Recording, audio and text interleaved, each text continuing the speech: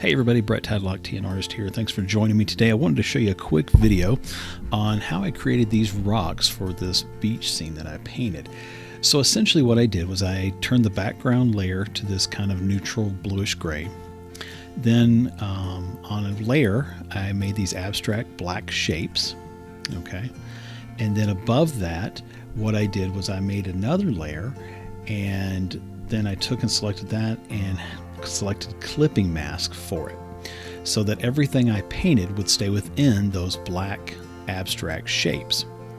So the next thing I started doing was just throwing in some random splashes of this tan color, okay? And then I went to, and it really doesn't matter how you lay those in, you want just random color thrown in. Then I went to my smudge tool and went down to the industrial brushes that come with Procreate and selected Stone Wall, or you could select Wasteland or Twisted Tree. And then I started tapping the tan that I had in there. That started breaking it up to those random shapes. Then taking the gouache brush and sampling from the colors I had there, I started looking for where I saw what would be like a highlight for a rock, and started going in and adding those highlights and then softening it, and then adding some highlights and softening it, and just letting it kind of naturally speak to where it is and where it needed to be.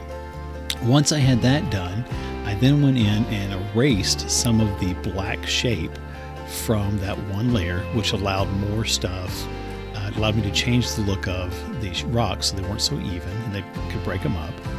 And then when I had that, I would go in and add some shadow colors later. But right now I realized I wanted these to be sitting in an ocean scene, and I wanted them to be in a soft, hazy kind of spray morning kind of thing. So I started laying in the foam pattern, keeping it real loose because I knew I was going to cover this up with a lot of mist. But I wanted to add in some of the shadows from it because the light's obviously coming from the left. So you wanted to see a little bit of the rock below the water, and then go in and sharpen some of the darks on the rocks. And what I did there was the same thing I did with the tan. I just started adding in some blue grays for the colors of it. Then when I got all that done, I created this next layer on top and started just spattering in some of this blue-gray, really light tone on there, and then took the gouache brush and started lightly smearing it and smudging it into making this kind of a foam pattern that you see there. So that's really starting to seat the rocks down into the water. And just by having that texture that I painted below, it gives the impression that there's, foam churning, there's water churning, but there's no real detail there. If you zoom in on that, it'll just be a bunch of paint strokes, which again, painting in a loose and impressionistic style, all I want to do is just give the impression of there being something there to see. So then I started taking some of the, I wanted some reflective light coming off the water, so I sampled one of the darker blues from the water and started using that for my dark highlights, if you will, my reflected light on the rocks. And you can see that I'm putting it there on it right now. So I started adding that, and then kind of again playing around with the shapes, the colors, and this is the part where you just pay attention to where your light source would be, where your shadow would be. Once I had all those midtones in, then I went to a much lighter highlight color and started really putting in those highlights. You soften them off into the midtones and blend them. The same as if you were using oils or water or acrylics, and started looking for those spots that I could really have the rocks pop against that background by using kind of this yellowish peachy soft color, and started paying attention to that. And as you can see, it really pulls some of the rocks forward, pushes some of them back by giving it a layer, and just playing around with that. And then once I got done with that, I wanted to change the sky a little bit, add in some real kind of orangish peach color for the sky sunrise coming up.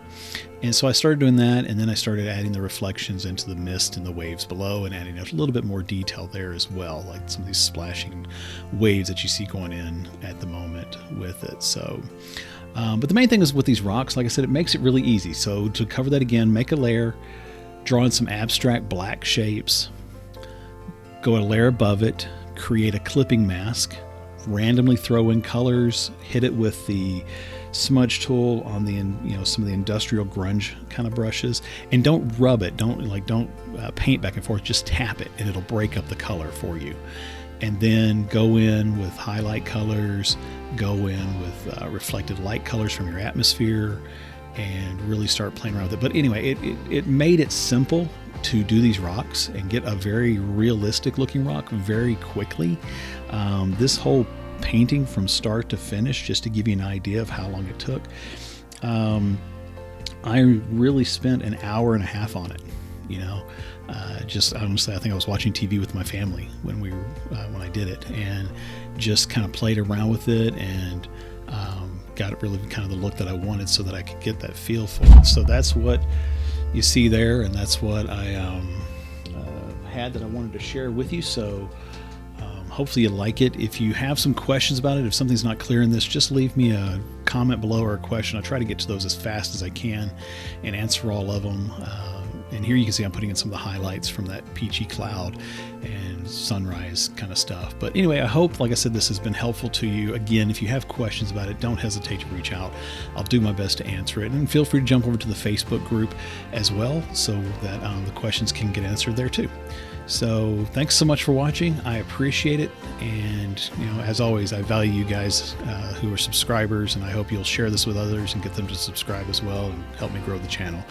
And if you need anything, just let me know. Thanks so much.